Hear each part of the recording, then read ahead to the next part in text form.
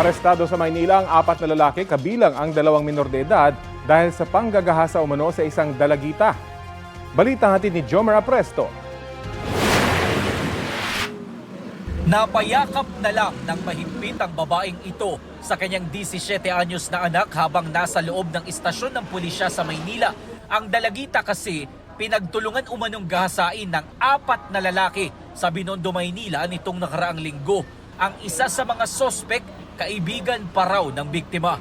Sa kwento ng dalagita, niyaya siya ng kaibigan na sumama sa bahay ng kanyang pinsan na nagdiriwang ng kanyang birthday noon.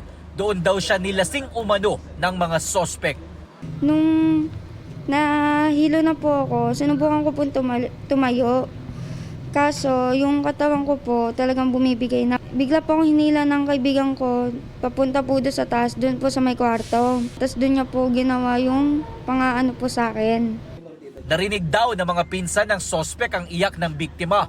Pero imbis na tulungan ng dalagita, sunod-sunod din umano siyang ginahasan ng mga ito.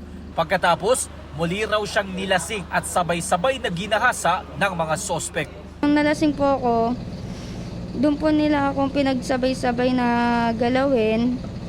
Gusto ko po sumigaw kaso wala po lumalabas sa bibig ko kundi puro iyak lang po. Nagmakaawa po ako sa kanila. Kaso dinidma lang po nila ako. Umiti lang po sila sa akin. Nang makatulog ang mga sospek, lumabas daw siya ng bahay. Dumiretso siya sa kanyang nobyo at ikinuwento ang nangyari. Saka sila humingi ng tulong sa mga otoridad. Agad namang nahuli ang 4 na sospek. 2 sa kanila ay mga menor de edad. Ayon sa nanay ng biktima, posibleng pinagplanuhan ang ginawa sa kanyang anak. Sinamantala nila na walang kasama yung anak ko tapos sila lang.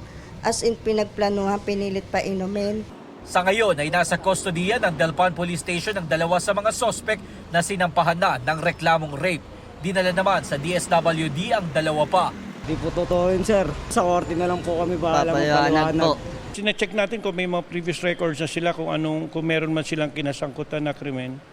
Jomer Apresto nagbabalita para sa GMA Integrated News.